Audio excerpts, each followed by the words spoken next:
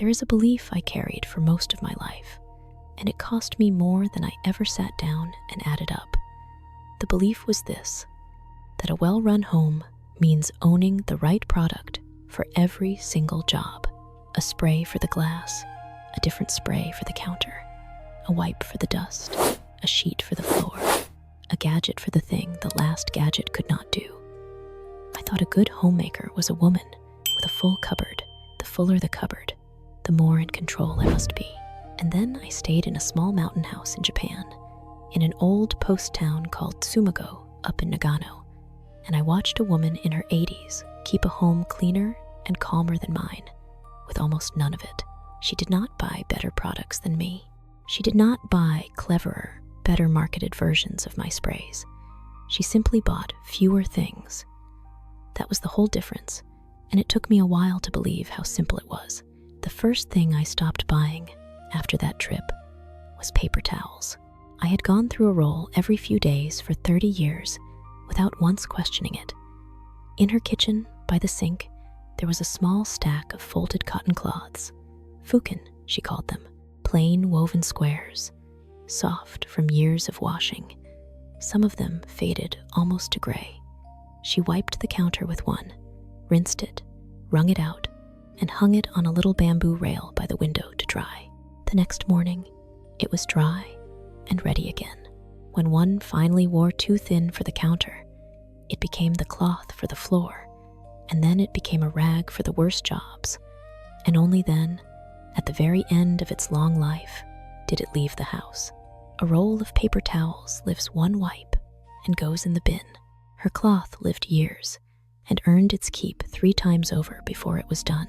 The first time I really felt the gap was standing at her sink with a damp square in my hand and feeling, of all things, a small embarrassment about my own kitchen at home. Her name is Chiyoko Aoki. She is 83, and she has lived in that valley her whole life, in a frugal mountain household where nothing was ever thrown away while it still had use in it. I want to give you the whole list of what Chiyoko stopped buying, because there are 10 things, and underneath all 10 there is one single idea that ties them together. So, if you have something to write with, this might be a good moment to reach for it, and stay with me to the end, because the last one is the one most people argue with me about. And before we go on, let me say this clearly. If all you change this month is the paper towels, that is enough. One cloth by the sink is a complete beginning. You do not have to do the other 9. The one idea underneath everything is a word Chiyoko used more than any other: Mottainai. It is hard to translate cleanly into English. The closest I can give you is a feeling. The ache that something still useful is being wasted. It is not quite guilt. It is not thrift, exactly. It is closer to a quiet respect for the thing in your hand, and a real reluctance to throw away what still has life left in it. It comes from a very old idea, centuries old, that an object holds the effort and the care that went into making it, and to discard it carelessly is a small kind of disrespect. That feeling is the engine under all 10 of these things. The other half of it is just as plain. Mono o taisetsu ni suru. To treat your things with care. Use them gently, and they stay with you longer. That is the thread. That is what the Japanese women in that valley were really showing me. Under all the cloths and bottles and cups, it helps to know a little about where Chiyoko lives, because the place and the habit grew up together. Tsumago is an old post town in the Kiso Valley, in the mountains of Nagano. Hundreds of years ago, it was a resting stop on the road that ran between the old capital and the new one, a place where travelers stopped for the night. The railway came, the road faded, and by the time Chiyoko was a girl, the town had nearly emptied out. Then the people who stayed made a quiet agreement among themselves, not to sell, not to tear down, not to throw away. They kept the old wooden houses standing instead of replacing them. You can feel that same instinct in Chiyoko's kitchen. The whole town is built on the idea that a thing already made is worth keeping, and so is the woman who lives in it. Let me stay in the kitchen for a while, because that is where it started for me, and where most of the quiet savings were hiding. After the paper towels, the next thing Chiyoko never kept in the house was plastic cling wrap, that roll of clear film you tear off and stretch over a bowl and throw away an hour later. She did not own it and had never owned it. To cover a pot of simmering vegetables, she used a small wooden disc that sat right down on top of the food, inside the pot, resting on the surface of the broth. A drop lid, otoshibuta, it is called. It keeps the heat even, holds the moisture in, and presses the flavor gently down into the food, with no plastic anywhere near it. And to cover a bowl of leftovers in the cold room, she simply set a plate on top of another plate. That was it, a dish covered by a dish. When I got home and counted, I had been buying a roll of cling film every single month, stretching it, balling it up, binning it, for more years than I wanted to admit. The drop lid in her kitchen had belonged to her own mother, and the wood had gone dark and smooth from a lifetime of hands and steam. The third thing she stopped buying surprised me more, because I had always thought of it as just normal grocery shopping. Bottled salad dressings, bottled sauces, the little glass bottles that crowd the door of the refrigerator and separate into cloudy layers and reach a date you never quite remember reading. Chiyoko had none of them. On her shelf stood a small bottle of soy, one of rice vinegar, and a little sesame oil. She would tip a spoon of each into a cup, stir it for 30 seconds with a pair of chopsticks, and that was the dressing for the greens. Fresh every time, made in less than a minute, exactly the amount she needed, and not a drop more. No preservative, no thickener, no slow forgetting at the back of the cold room. Honestly, when I first saw how fast she did it, I felt a little foolish for the row of half-used bottles I had at home, most of them bought for one recipe years ago and never opened a second time. I had been paying for the bottle, the label, and the shipping of water when the real thing took 30 seconds. And there was a quieter gain I did not notice until later. When the dressing is 3 things you already keep on the shelf, you stop buying a special bottle for every kind of salad. 1 soy, 1 vinegar, 1 oil, and the proportions in your own hand, and suddenly the whole crowded refrigerator door is just gone. Chiyoko could make a sharp dressing, or a soft one, a little more oil today, a little more vinegar tomorrow, without a single new purchase. The bottle promises convenience. What it actually does is take the small skill out of your hands and charge you for the result, over and over. The fourth thing was the one I see in nearly every shopping cart, including the one I used to push around without thinking. Single-use drink bottles. The plastic ones you buy cold from a cooler, drink once, and toss. In Chiyoko's house, there was a glass flask in the cold room, and in it a deep amber tea she had brewed that morning and let cool. Barley tea, mugicha, roasted barley, water, no caffeine, almost nothing to it at all, and it costs a few cents a glass to make it home. She poured it for me the very first afternoon, cold, faintly toasty, a little like coffee with all the bitterness and all the sharpness taken away. She had been drinking it that way her whole life, summer and winter both, and in the hot months, a flask of it always sat waiting. The bottles I used to buy by the case, she had simply never needed, not once. Now, here is a small thing you can do without even leaving your chair. The next time you are out shopping, look at what is already in your cart out of pure habit. Not the things you decided to buy today, for a reason. The things that go in, because they always go in. The paper towels, the cling film, the case of water. Just notice how many of them are habit, and not really a choice at all. That is all I am asking you to do for now. Notice. Let me move from the kitchen out into the rest of the house, because this is where my own cupboards had got truly crowded, and where Chiyoko had almost nothing. The fifth thing she stopped buying was a different spray for every surface. The bathroom spray, the kitchen spray, the glass spray, the floor cleaner, the stainless steel polish, each one in its bright bottle, promising to be the only thing that could possibly clean its one little corner of the world. Under her sink, there was a bar of plain soap, a box of baking soda, and a bottle of vinegar. That was the entire cleaning cupboard. and the rest of it was not a product at all. It was a habit, soji, a short, mindful wipe down she did most days, not as a chore she dreaded, but as a few quiet minutes of plain attention to the room she lived in. She would wipe a surface slowly, with care, the way you might tidy your own thoughts. There was no rush in it, and no resentment either. A little soda made into a paste for the stubborn marks, a cloth wrung out in warm water and soap for everything else, and her full attention on the small patch in front of her. She wiped the table after every meal, not because it was filthy, but because that was simply when you wiped the table.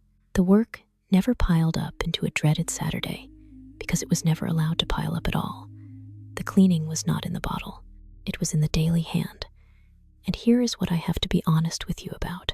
I do not fully know how much of her clean, calm home was the soap and the soda, and how much was simply that she wiped a little every single day instead of letting things build into a job.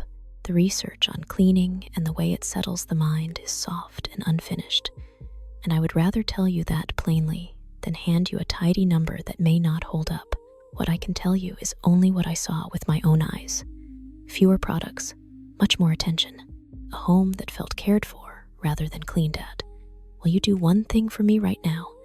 If you happen to be near your kitchen or your bathroom, open the cupboard under the sink and just count the sprays. Count the bottles. Most people are quietly stunned by the number when they finally line it up. I was. There were 9 under mine, and at least 3 of them I could not have told you what they were for. The 6th thing Chiyoko stopped buying was air fresheners, the plug-ins, the gels, the cans that spray a chemical version of a flower into the air. She did not own a single one, and yet her house smelled better and cleaner than almost any I have ever stepped into. The reason was almost too simple to believe. Every morning, before she touched a phone or even put the kettle on, she opened the windows wide. She let the cool mountain air move straight through the house, in one side and out the other, carrying the night's stillness out with it. Kazetoshi. This airing is called letting the wind pass through. The whole world is buying a little plug to make a room smell like a meadow. Chiyoko just opened a window to the actual valley, and if she did want a touch of scent, she would lay a strip of citrus peel on a small dish near the window, or light a single stick of incense for a few minutes in the morning, and then let it go out. That was the whole perfume of the house. Peel, or a thread of smoke, or most days simply the air off the mountain, and the window did more than chase out a stale smell. Opening it first, before the kettle and before the phone, was the way she started the day awake to where she was. The cold came in, the bird sound came in, the light came in, and the night lifted out of the rooms. She told me she had opened the windows every morning of her life, in every house she had lived in, and that a closed-up house felt to her like a held breath. A plug-in cannot give you that. It only adds one more smell to a room that still has not been opened. The 7th thing she stopped buying is the one that quietly fixed the most clutter of all, and I almost missed it because it disguises itself as organizing. Plastic storage bins, the boxes and baskets and tubs we buy to hold more things. I used to buy a new bin every single time a drawer overflowed, and I genuinely believed I was solving the problem each time. Chiyoko had very few. What she had instead was less to store in the first place, and one fixed home for each thing she did own. A bin does not solve the problem of too much. It hides it. It gives the excess a tidy box to live in, so you never quite have to face it. And then in 6 months, you buy another box.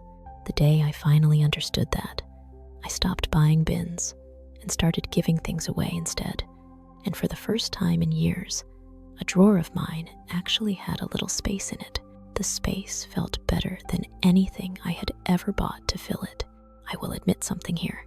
The first afternoon I tried it, I stood over a drawer of kitchen things for nearly an hour, unable to give away a garlic press I had not used in 6 years, certain I would need it the very week I let it go. That is the real cost of the buying habit. It is not only the money, it is that every object asks a little of you to be stored and dusted and decided about, again and again. Chiyoko was not just saving on the bins. She was saving herself all those small, daily decisions by never bringing the thing home in the first place. Let me slow down here, because the next two are closer to the heart, and they are not about the house at all. They are about how we treat ourselves. The 8th thing she stopped buying was fast fashion. The trend pieces, the cheap top, bought for one season just because it was cheap, worn a handful of times, and gone in the next year's clear-out. Chiyoko's wardrobe was small, and it was old, and most of it had been mended at least once, neatly, without any shame about the mending. A few well-made things, looked after, rotated by the season. Twice a year, she did something I had never had a proper name for until I watched her do it. Koromoge, the seasonal change of clothes. She would wash and fold away the heavy winter things, airing each one in the sun as it went, and bring out the lighter pieces from where they had been resting, airing those too as they came back into the light. Not buying anything, just turning the wardrobe gently with the year. The clothes she wore were not the kind anyone would stop to admire. They were hers, and they lasted, and they fit the life she actually lived in that mountain town, which is more than I could say for half of what hung in my own closet. The 9th thing she stopped buying is the one that quietly fixed the most clutter of all, and I almost missed it because it disguises itself as organizing the shelf of anti-aging creams, the serums, the night creams, the lifting this and the firming that, the whole bathroom counter crowded with small, expensive jars, each one quietly promising to undo a few more years off your face. Chiyoko had none of it. What she had was a small bottle of camellia oil, tsubaki from the camellia flower, a single plant oil that women there have smoothed into their hair and their skin for a very long time. A few drops worked into the skin after washing. That, a bar of soap, and a proper night's sleep. And here is the part that took me years to make any peace with. She was not fighting her age with any of it. She was caring for her skin the way you would rub a little oil into a good wooden table to keep it well, not waging a war on the calendar. The face in the mirror was met, not battled. I am still working on believing that one all the way down to my bones. And I will tell you that honestly rather than pretend I have it sorted. But I have watched where the war leads, in women I love, and it does not lead anywhere good, and it is expensive every single step of the way. The 10th and last thing Chiyoko stopped buying is the one people argue with me about, so let me just say it plainly and let you sit with it.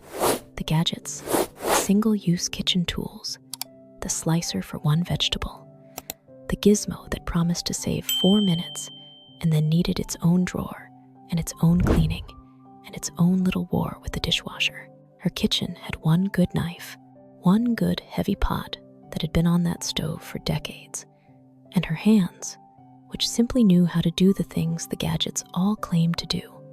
This is the part that catches people. Buying the tool is not the same as buying the skill. The slicer does not make you a cook. It just sits in the drawer, making you feel like one. Chiyoko had spent her years learning the hand instead of buying the gadget, and the hand never breaks, never clutters a drawer, and never needs replacing or charging. One knife, one pot, the skill living in her fingers. That was her whole kitchen of tools, and it was enough for 80 years of meals. I want to give you one scene before I let you go, because it is the one that has stayed with me the longest. On my last morning there, Chiyoko sat on the floor by the open window with her small bowl. The valley spread out gray and gold behind her, the air moving through the room, a single fukin drying on the rail at her shoulder. She was not hurrying toward anything. She was not optimizing her morning. She had everything she needed within reach. Almost none of it bought new, most of it older than me. And she said a thing I have thought about ever since. She did not say she was saving money, or saving the planet, or being good. She just looked at the cloth on the rail and said, very simply, that it still had work left in it. That was all. It still had work left in it. That is Mottainai, in one sentence, from a woman who has lived it for 83 years. She was not performing a philosophy. She did not know the word would ever leave that valley. To her, it was only common sense, the kind her mother had, and her mother before that.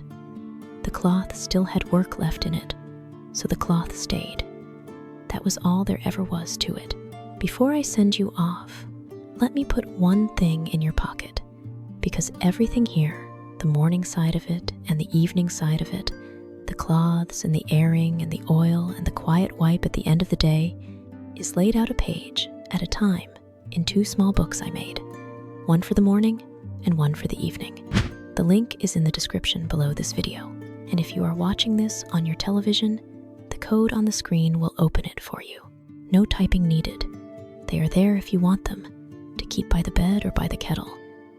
Never something you have to have, just the whole of this, written down gently, so you do not have to hold it all in your head at once. Now let me walk you back through all 10 cleanly, so you can keep them. Chiyoko stopped buying paper towels and kept cotton cloths by the sink. She stopped buying cling film and used a drop lid and a plate. She stopped buying bottled dressings and mixed soy, vinegar, and sesame oil in a cup. She stopped buying single-use water bottles and brewed barley tea in a flask. She stopped buying a spray for every surface and kept soap, baking soda, vinegar, and the daily wipe. She stopped buying air fresheners and opened the window to the valley each morning. She stopped buying storage bins and owned less, with one home for each thing.